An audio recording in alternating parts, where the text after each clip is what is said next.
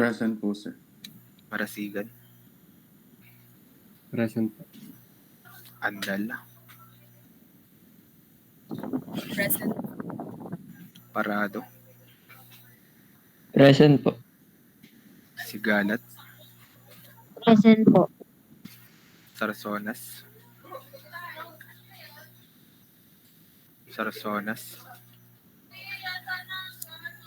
Valdez,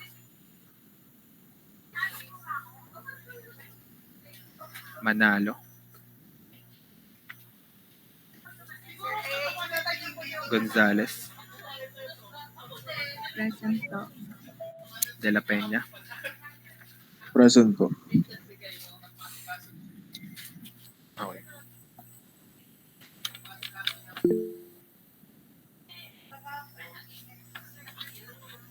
Sino yung nag-reason? Medina.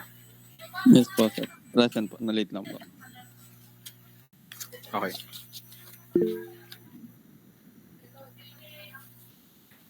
Sige, tawagin ko na lang ulit. Miranda, Manalo, Cedric,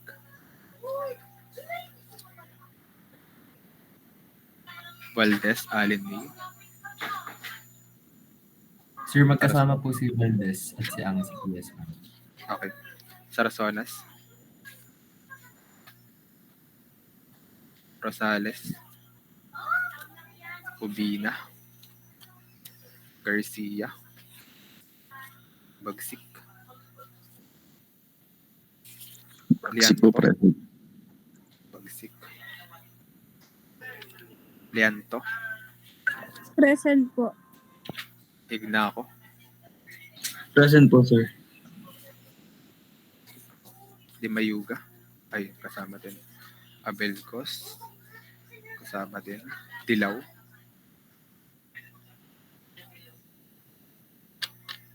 wala. Okay, so may hindi pa ba natawag? Wala na.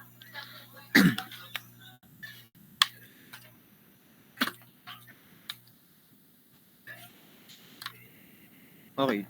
So, tulad ng sabi ko, before nung ating midterms, magkakaroon tayo ng accomplishment report every week for our final design project. For this week, ang ipapasa nyo is the improved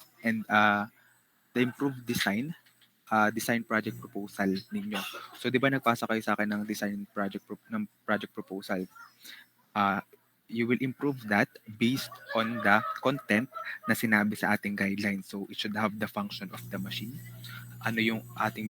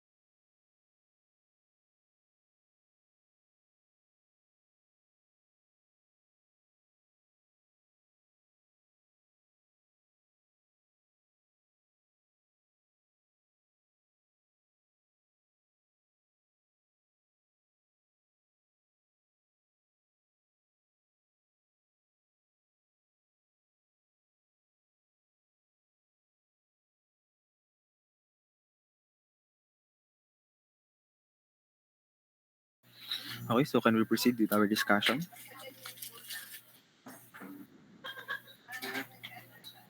Andyan pa ba kayo? Okay.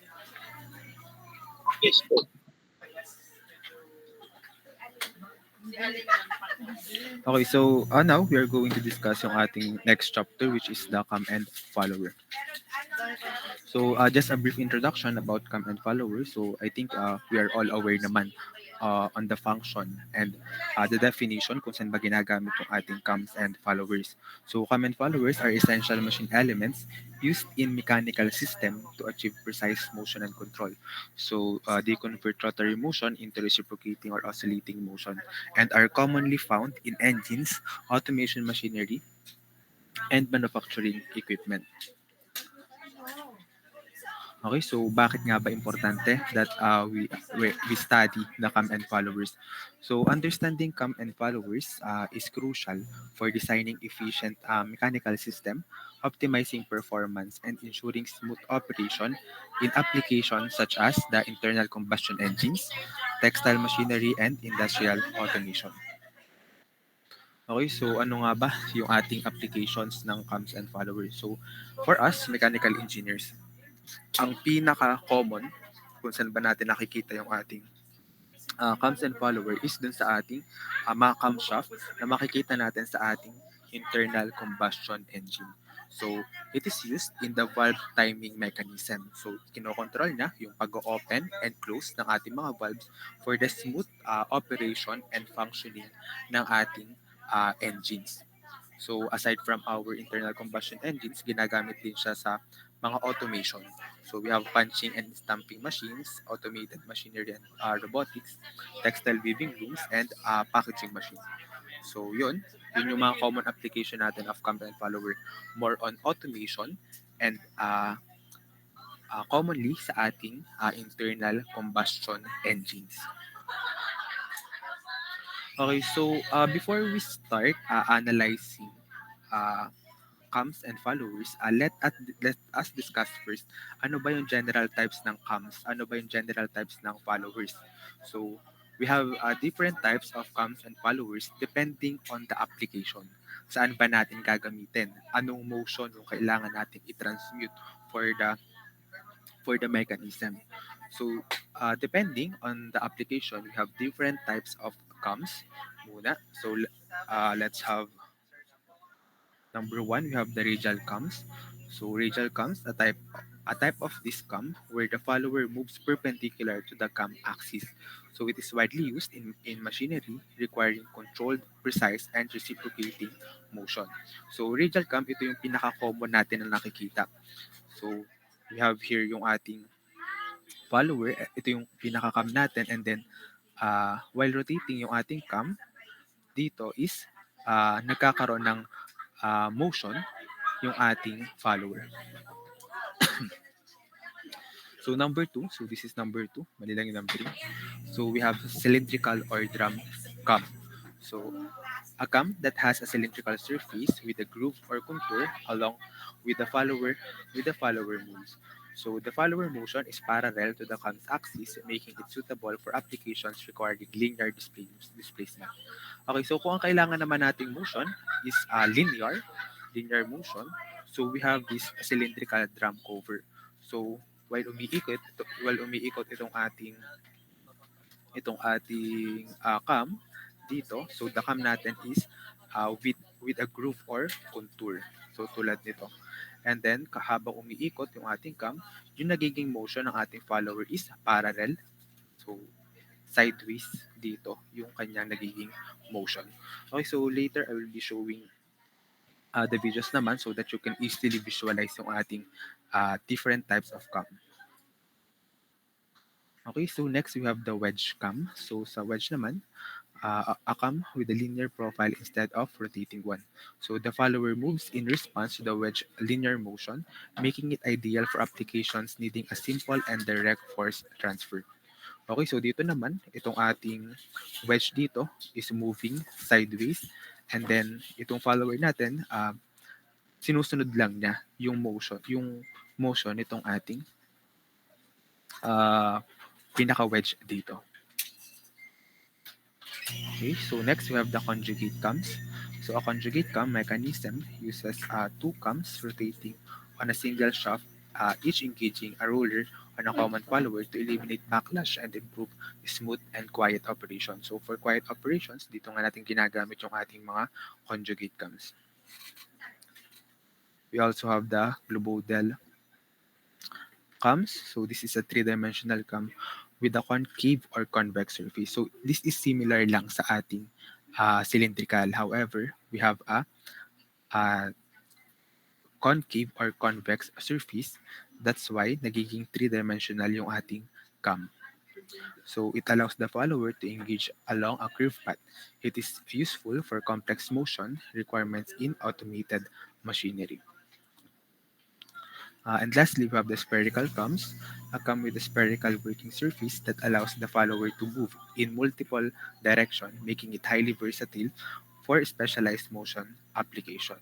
So ito naman, yung shape naman niya is sphere, tapos meron din siyang groove dito na dito nagmo-move yung ating follower. Okay, so for you to easily visualize yung motion ng ating different type of cam, so I have here a video for you to view.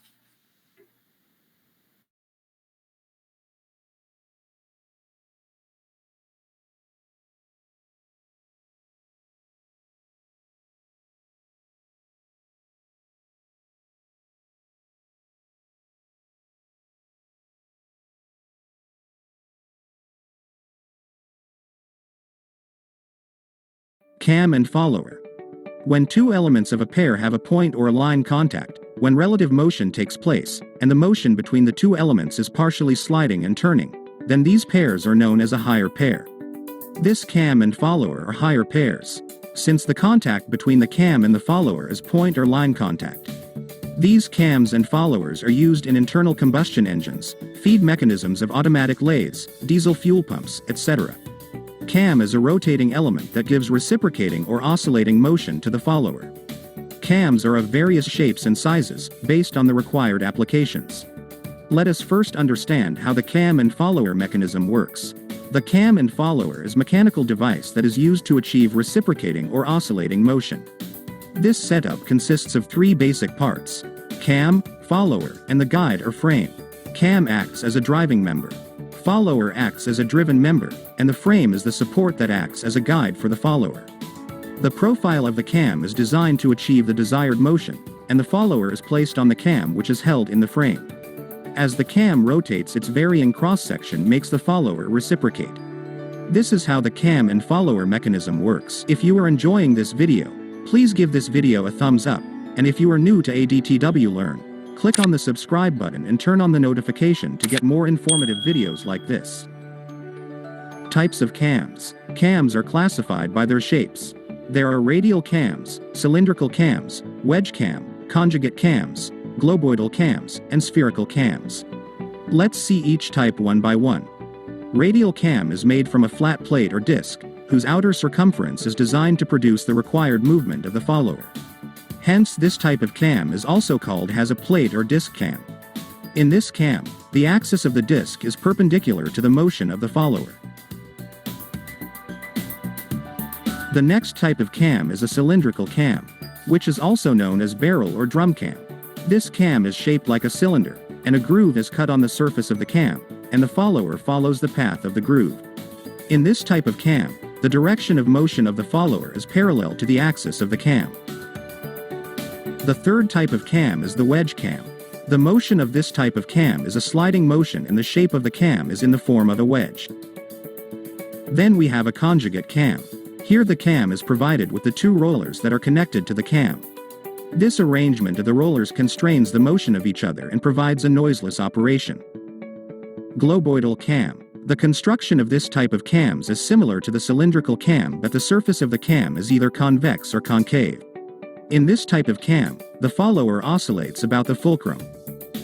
Spherical cam. This cam is in the form of a sphere and is provided with a groove along which the follower moves. Since we saw the different types of cams, now let's see the different types of followers. The followers are classified based on their shape, position, and type of motion. Based on shapes, the followers are classified into knife edge follower, roller follower, flat-faced follower, spherical follower. Knife edge followers. The knife edge followers have a pointed edge and there is a sliding motion between the cam and the follower. This type of setup is simple and compact. The problem with this type of follower is friction and wear. Due to the sliding motion between the cam and the knife edge follower, there is a lot of wear. To avoid the problem of wear, roller followers are used. The roller followers have the rollers at the end. Roller comes in contact with the cam and provides a rolling motion which helps in reducing the friction. Flat-faced follower. This type of follower has a flat surface and provides a quick motion, but it develops high surface tension when it is misaligned or deflected. Spherical-faced follower. This follower is developed to overcome the disadvantages of flat-faced followers. Here the contacting surface of the follower is in the form of a spherical shape which results in less wear and tension. Classification of the followers based on their position. They are classified into two types. Those are the inline follower and the offset follower. If the axis of the follower coincides with the center point of the cam, then it is called an inline follower. If the axis of the follower is offset, or does not coincide with the center point of the cam, then it is called an offset follower. Classification of the followers based on their motion. If the motion of the follower is in the straight line, then it is said to be translating follower. But if the follower is pivoted at a point, and the follower oscillates about its pivot, then it is called an oscillating follower. I hope you have understood the cam and followers and their types. It takes lots of effort to make such informative videos.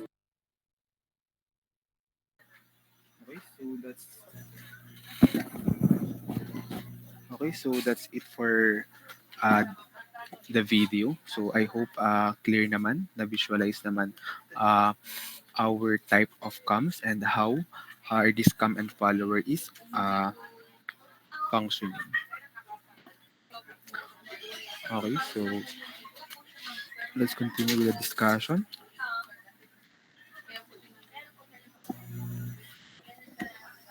Okay, so na-present ko na kanina yung ating general type of cam. So now, let's just ulitin lang natin yung mga na-discuss dun sa video when it comes naman to our general types of followers. Okay, so we have three main classifications ng three classifications ng ating followers. So it can be classified based on the shape, based on the position, and based on the motion. Okay, so yung mga nasabi kanina, so we are just focusing on these three types based on shape. So first is the knife edge follower. So sabi kanina, it has pointed yung kanyang dulo na nagmi-meet dito sa ating cam. So it has a sharp edge that contacts the cam surface, so leading to high wear but allowing precise motion and transmission. So the advantage nitong ating knife edge follower ay meron siyang precise motion during the transmission. Ngayon, ang nagiging problema lang sa kanya is yung ating friction and high wear. Yun naman yung ina-address ng ating roller follower. So ang ating roller follower naman uses a rolling element at the contact point to reduce the friction and wear. So nilagay tayo dito ng roller equipment, rolling element, para hindi pointed yung tatama sa ating cam. So it will lessen yung ating friction at saka yung wear ng ating cam. Next, we have our flat face follower. So it has a flat contact surface naman, often used when space constraint required direct cam contact.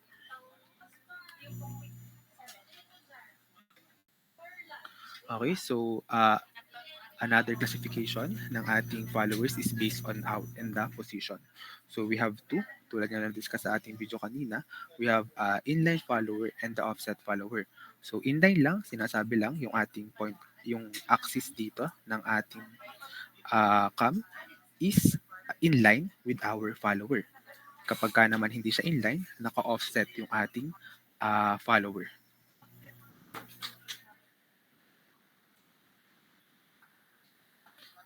Last classification is based on motion.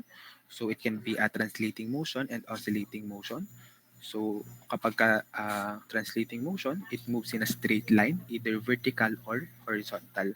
Kapag naman oscillating yung follower natin, it rotates about a pivot rather than moving on a straight path. So ang example natin, yung mga translating follower natin is yung ating radial cam at saka yung ating wedge cam. And then kapag naman oscillating yung follower natin, makikita natin yun sa ating mga cylindrical, spherical, and globoidal cams. Okay, so that's it for the general types. So introduction to our cam and follower. Okay, so dapat we are aware on different types itong ating cams and follower for us to easily design yung ating mga kailangan when it comes to our machine design. So anong cam ang kailangan natin based on that application given, ano yung follower na kailangan natin based on the application na kailangan nating gawin. Okay, so are we clear na with the introduction of the cams and follower? Can we proceed na to the next topic?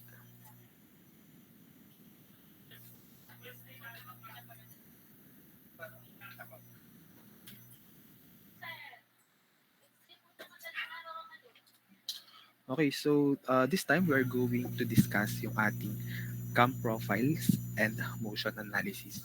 So we are now going to design ano ba yung ating cam profile na kailangan para sa ating mechanism. So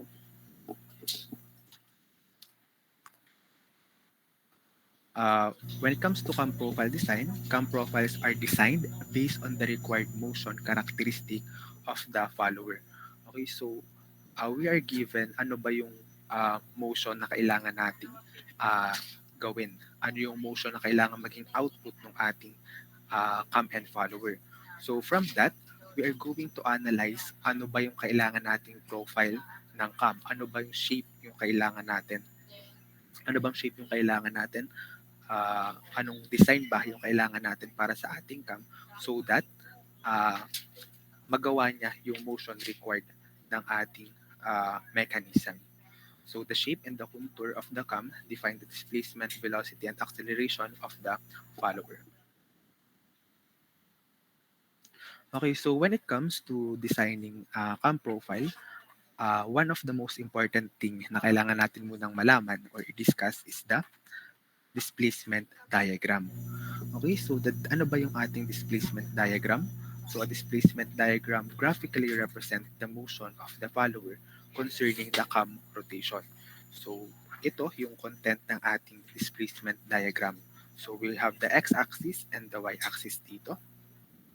So itong y-axis natin, it represents yung displacement ng ating follower.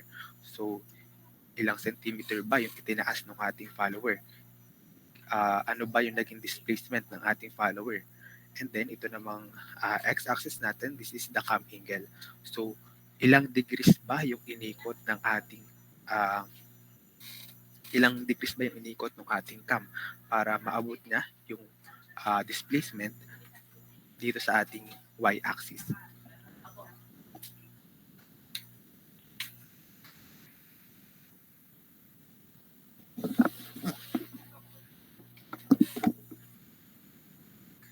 Okay, so ito yung ating i-analyze later sa ating problem solving. Okay, so kailangan bago tayo makapagsulat ng ating displacement diagram, kailangan aware tayo on the motion ng ating cam. So kailan ba natin masasabi kapag meron tayong rise? Saan ba yun? Kailan ba natin masasabi kung kailan yung rise? We have the dwell and the return. So this is the rise or the outward motion, and then this is the outward dwell, the return, at saka yung ating return dwell.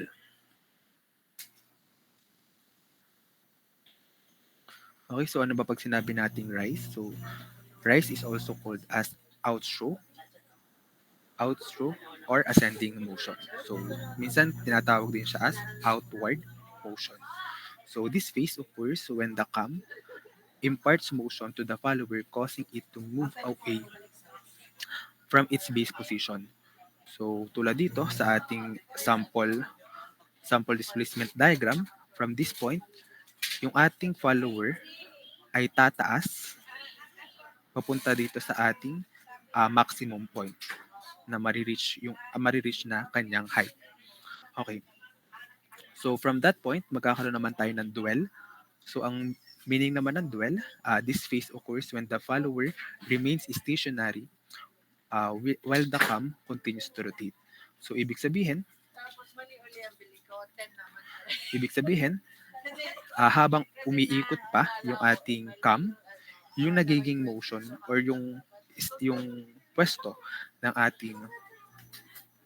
ating follower is stationary, or kahit umiikot yung ating cam, hindi gumagalaw yung ating follower. Okay, so dito sa ating sample displacement diagram, after tumaas ng kanyang displacement ng kanyang follower, at this point is naging stationary siya or hindi siya gumalaw kahit pa umiikot yung ating cam. And then, after nung kanyang pinaka-dwell, or this is our outward dwell, magkakameron tayo ng return or babalik sa dating position yung ating follower. So habang nagko-continue na umikot yung ating cam, yung ating namang follower is decreasing yung kanyang displacement. So babalik siya dun sa dati niyang pwesto, and then at this point, magkakaroon ulit tayo ng dwell. So that is the return dwell naman. So magi-stay siya dito sa kanyang lowest point at this rotation ng ating cam. Okay, so those are the basics ng ating displacement diagram. So later on sa ating sample problem, I will show you kung paano ba tayo nagagawa ng ating displacement diagram. So again, this displacement diagram is crucial para magkaroon tayo ng ating design ng ating cam profile.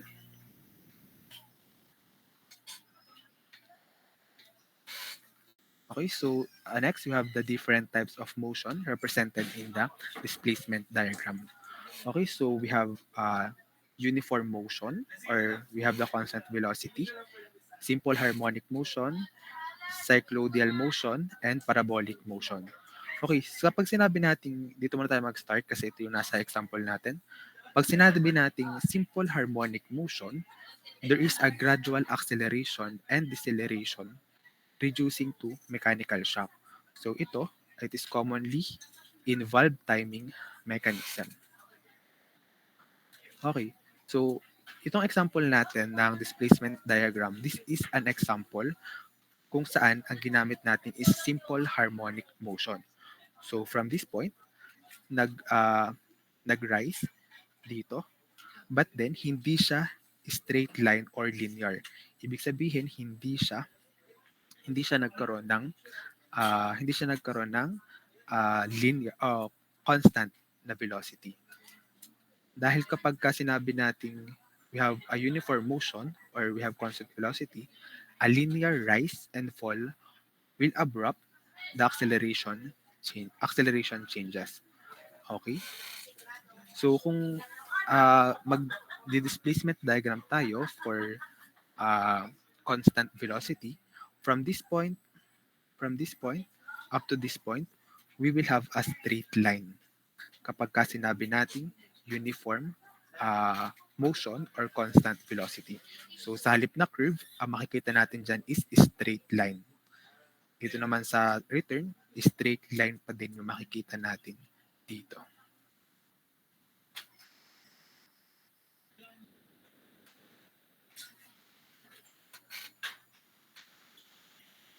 Okay, so we have cyclodial motion naman. It provides a smooth transmission in displacement, velocity, and acceleration. It is used in high-speed machinery to minimize wear.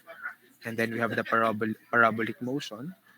Gradual velocity change naman to reduce impact forces. And it is applied in heavy load machinery. Okay, so we will have this sample problem. So wait lang, I will be going to present sa presentation lang.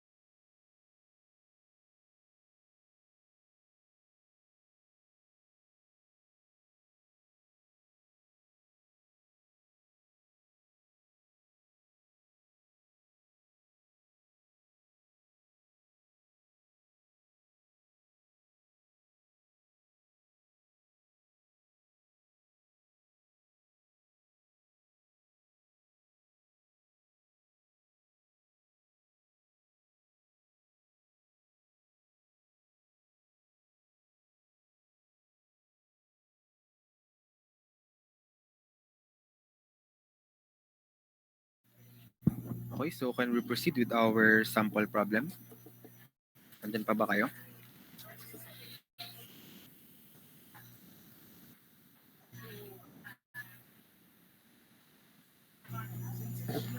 Okay, so let's have this sample problem. So ito yung required natin na motion for our mechanism. So we're going to draw our cam profile in case of a knife. So ang given natin dito is it is a knife edge follower yung ating gagamitin. So knife edge follower using the following data. So we have the minimum radius of the cam.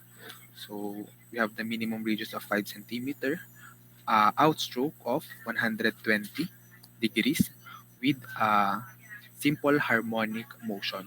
Okay, so ano ibig sabihin nun? Ibig sabihin, yung ating outstroke, yung pag-rise natin dito, para ma-reach na yung ating maximum point, magro-rotate yung ating cam ng 120 degrees. Tapos, we have our outward dwell na 60 degrees. So, ibig sabihin, from this point, or yung hanggang 120 degrees na nag-rise yung ating follower, magkakaroon siya ng dwell or stationary motion ng 60 degrees. So, that's 120 plus 60 hanggang 180 degrees. Tapos, ang sunod na sabi dito, we have the return stroke of 120 degrees. So again, magre-return naman siya sa ating old position ng up to, ay ikot ulit siya ng 120 degrees para ma-reach na yung ating minimum radius ulit ng ating cam. And then magkakaroon tayo ng dwell ulit or magiging stationary siya at that point. Okay, so how are we going to write the given para sa ating cam profile? So again, we have the outstroke of 120 degrees. So we have the angle for outstroke is 120 degrees. And then, meron tayong 60 degrees for our outstroke dwell or yung stationary siya at that maximum point. And then we have the return angle, return stroke na is 120 degrees ulit. And then we have the return dwell na, so hindi giniven dito yung kung ilang degrees yung ating return dwell. So pero we can solve for that. So isang rotation natin is equals to 360 degrees. So we have 360 degrees minus yung ating tatlong angle dito. So we have 120 plus 60 plus 120 degrees. Okay, so with that, what will be the value of our angle of the return dwell?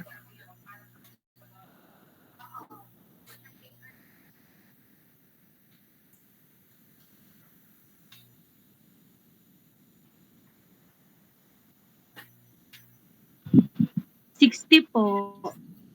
Okay, so we have 60 degrees. Okay, another given, sinabi dyan na we have a simple harmonic motion. Ibig sabihin, yung graph natin mamaya is hindi lang siya linear na outward motion. So, dapat meron tayong simple harmonic motion doon. And then, sinabi din dyan yung ating stroke or lift ng follower. So, sinabi dyan na that is 6 cm. So, anong ibig sabihin ng ating 6 cm? Ibig sabihin, yung highest displacement ng ating follower will be 6 cm. So, yung meters to. Yung pinaka-highest point na mag-elevate or madi-displace yung ating follower is 6 cm. Ano pang given natin? So, ayan. So, after writing the given, we are now going to have our scale.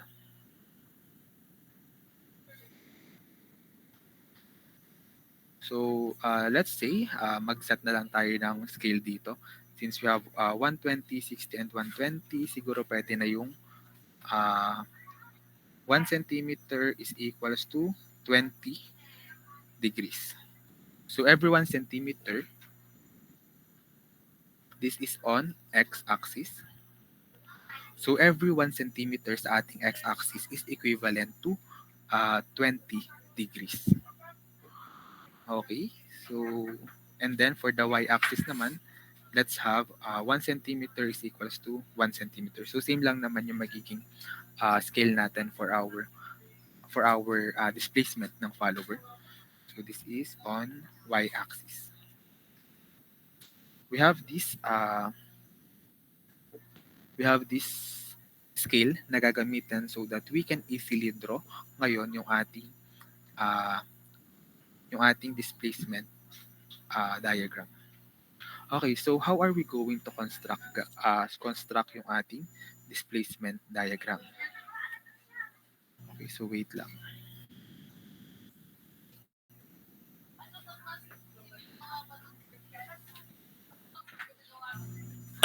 Okay, so for our displacement diagram, again, we have our y-axis and x-axis.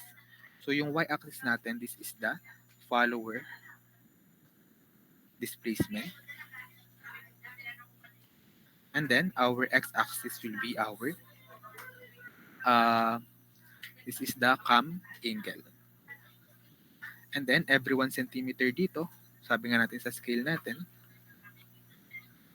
every 1 centimeter will be 20 degrees. So this is 40 degrees, 60 degrees, and so on.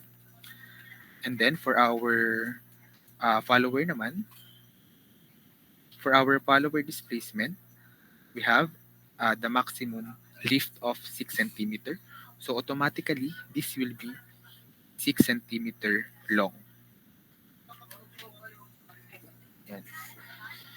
Okay, so for us to have the accurate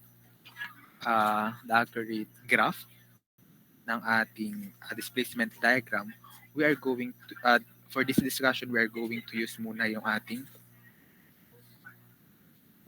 AutoCAD.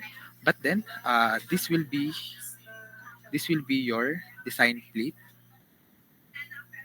number 3. So you are going to have a cam profile design. So I will give the condition nung ating kailangan na motion, nung ating kailangan na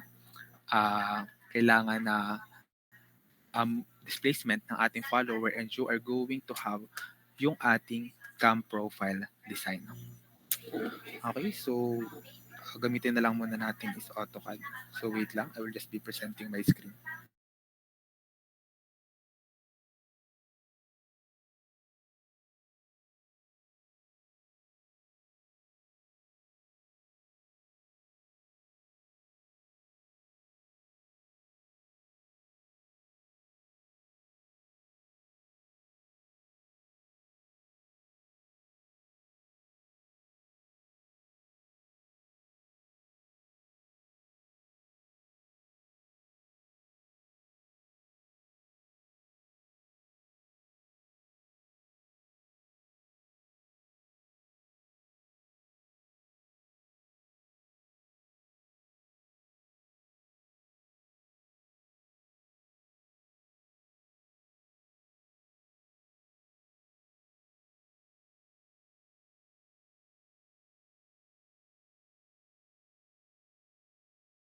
Okay, so nakita ba yung screen?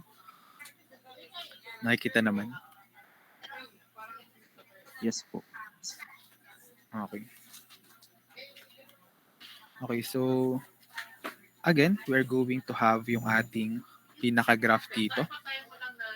This is the y-axis and this is our x-axis. So dito, every 1 centimeter natin is 20 degrees.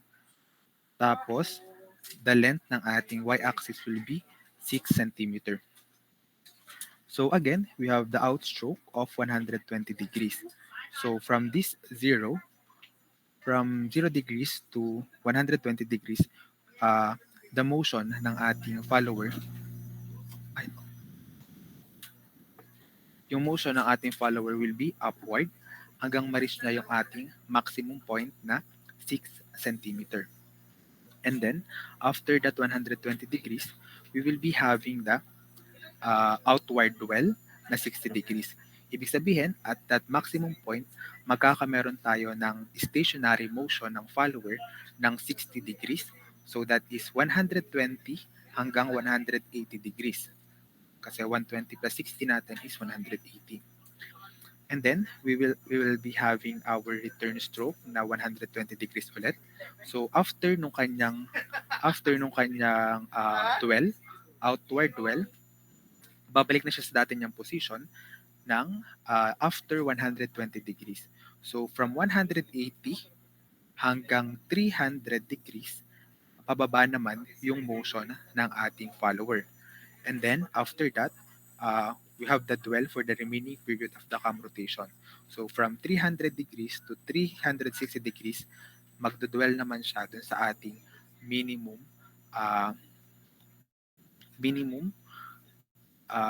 radius natin ng ating cam.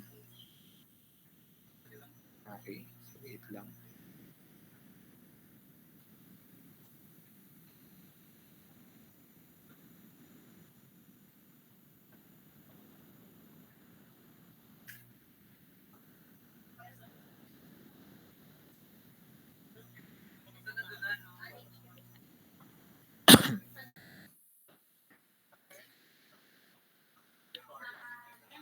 Okay. So, ang naging next step naman natin, we are going to have a semicircle dito sa ating y-axis. And then, sabi nga dyan, di ba 6 yung ating maximum point. That's 6 centimeter. So, yung ating semicircle, hahatiin natin siya into 6 equal parts. So, di ba ang ating isang semicircle, that is 180 degrees.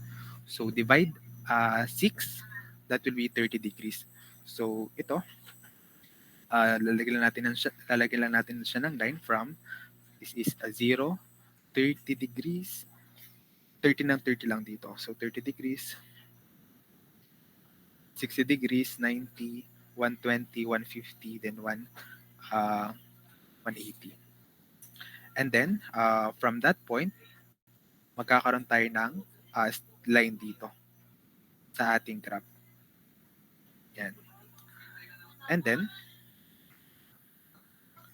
we are going to trace yung ating point of intersection on each point dito sa ating diagram. So, patan lang natin ang kulay.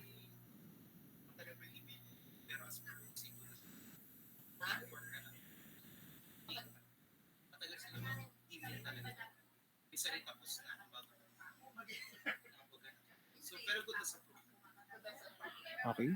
So, from this point, yung 0 natin, so magra-rise siya dito. Dito.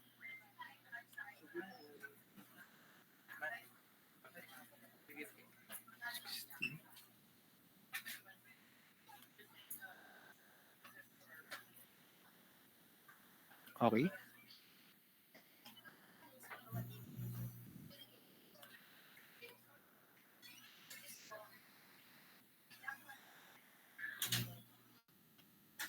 Okay. So, this will be the illustration ng ating pinaka-rise or the outward motion natin. So, from 0 degrees, pag-ikot niya hanggang 120 degrees is tumataas yung ating displacement ng follower. And then, after 120 degrees, nandun naman yung ating 60 degrees na dwell. So, that is from 120 to 180 na straight line lang siya dun sa ating highest point. And then, sa return naman, we have 120 degrees din. So, pababa naman yung kanya magiging motion.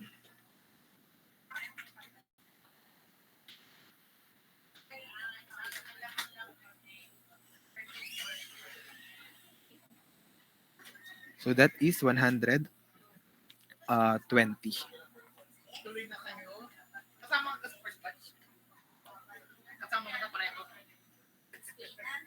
Wait lang.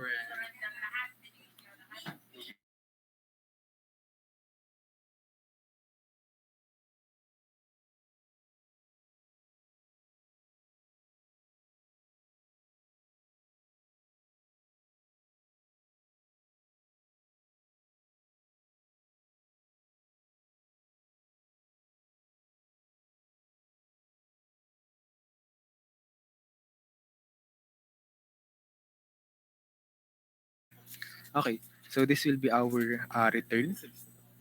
This will be our return stroke. And then may dwell ulit siya dito sa baba. Kanina umaga. So this will be the final displacement diagram ng ating cam profile. Okay, so this will be very important sa ating pagkuha ng ating cam profile. Okay, so naintindihan ba kung paano natin ginawa itong ating displacement diagram? Nakikita ba? So medyo maliit lang yung line. Pero dapat naintindihan nyo yan kasi you will do that on our design plate number 3 next week. Okay, so kung clear na itong ating displacement diagram, ang gagawin naman natin, we are going to have our cam profile. So pwede na natin ngayong i-design yung ating cam profile based on this displacement diagram. So paano natin siya gagawin? So first, we are going to have our circle dito. And then, sabi nga natin, our minimum radius ng ating circle, ng ating cam is 5 centimeter.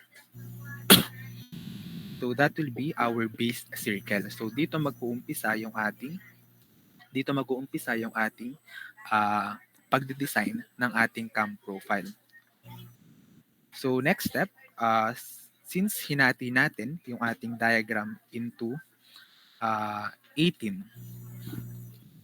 parts, so yung ating circle isahatiin din natin into 18 parts. So we have 1, 2, 3, 4, 5, 6, 7, 8, 9, 10, 11, 12, 13, 14, 15, 16, 17, 18. So this is 18 parts. And then itong pinakataas natin, this will be our reference point, or this will be our 0 degrees. And then this is 20, 40, and so on hanggang 360 degrees. Okay. So ang next step natin, we are going to have, or kukunin natin yung ating measurement ng height nitong ating curve dito sa ating diagram. Okay, so we are going to get yung ating dimension nito.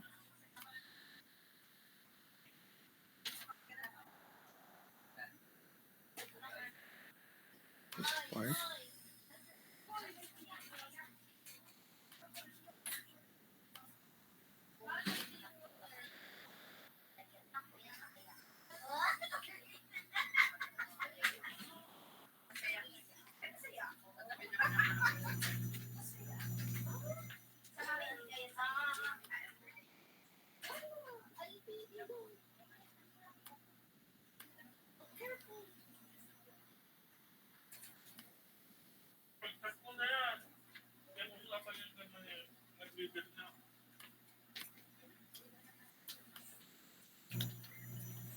Wait lang.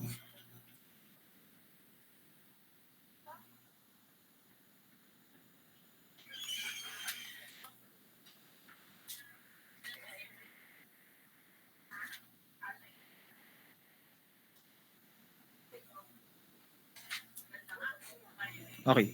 So, ito naman, yung ating namang return dwell dito, yung ating return stroke dito,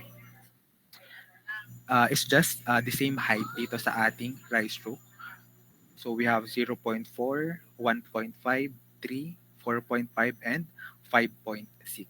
And then this highest point natin, this is 6 centimeter. So itong measurements na to, gagamitin naman natin sa ating circle na hinati kanina. Okay, so at 20 degrees, we have 0.4. So you're going to draw a line here na 0.4.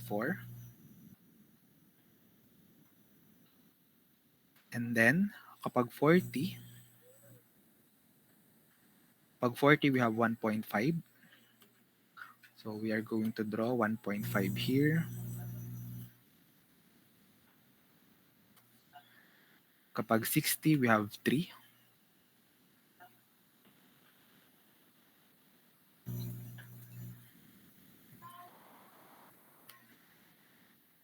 And then, 80, we have 4.5.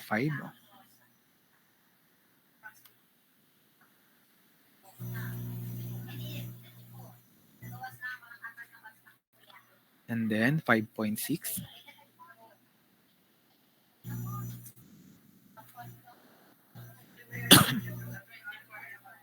And then, after 5.6, we have 6 dito.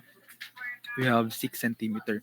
So, ilan yung 6 centimeter natin? We have 120 hanggang 180 degrees. So, that is 1, 2, 3, 4. So, 4 yung ating 6.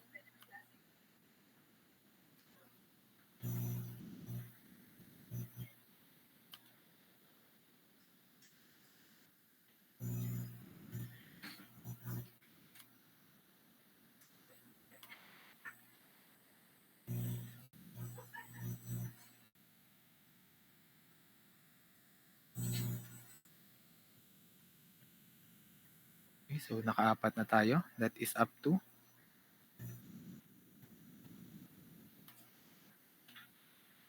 180 degrees. And then after 180 degrees, sa pababa ulit tayo. So ito naman, it is just the same dito sa ating measurement sa kabila. So that is 5.6. So we have 5.6 dito. Tapos 4.5. 3.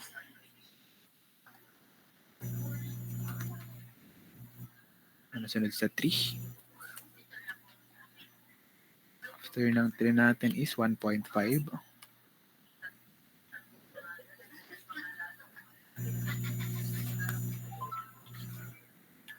And then 0.4.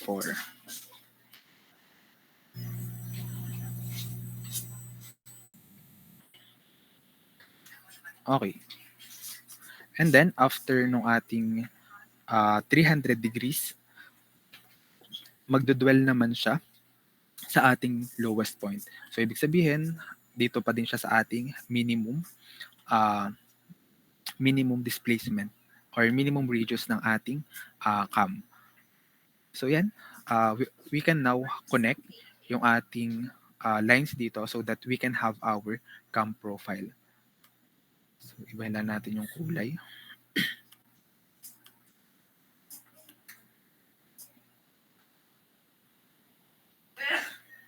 So from this point, we will draw a curve.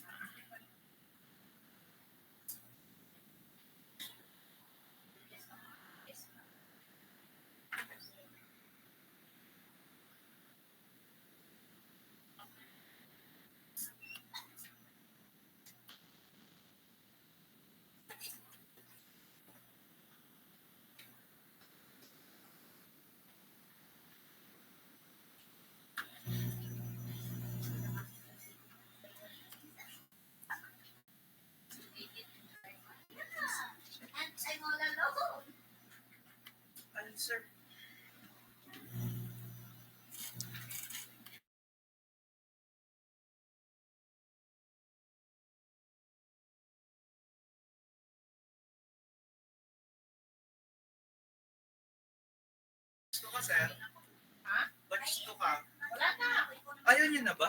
Oo na ako sa fashion. Oh. Sureness. Sureness na.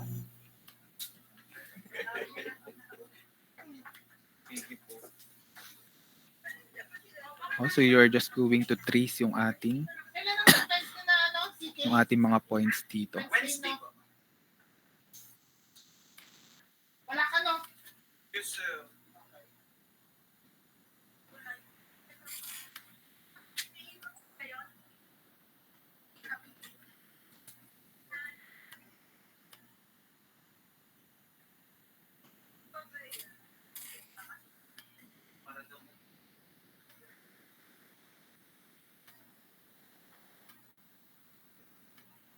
Ayan.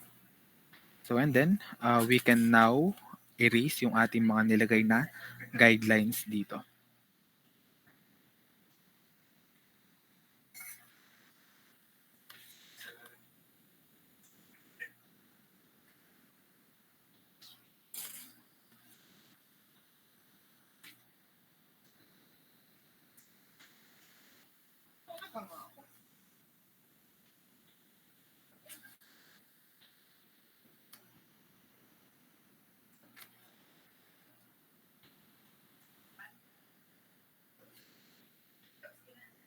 So ito na yung ating magiging pinaka cam profile. So this will be the shape ng ating gagamitin na cam so that we can have our desired motion ng ating given problem. Okay, so do you understand kung paano tayo nagdi-design ng ating cam profile? Naintindihan naman?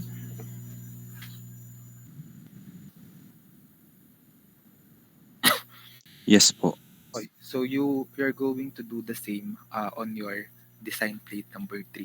So you're going to design the cam profile based on the motion or displacement na ibibigay ko sa inyo. Okay, so do you have any questions? Again, this example is for knife edge follower. So next meeting, discuss lang natin ng konti paano naman kapag meron tayong roller followers at saka yung ating flat edge follower. Okay, so may tanong pa ba dito sa ating discussion?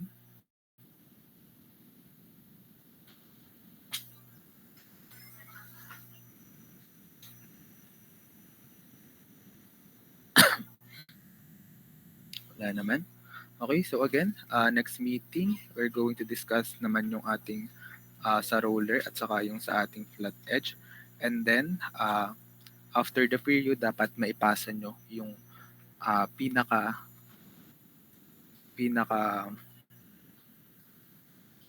accomplishment report no for this week, which is the revised and improved version ng inyong design project proposal. Okay, so do you have any questions? May concern pa ba?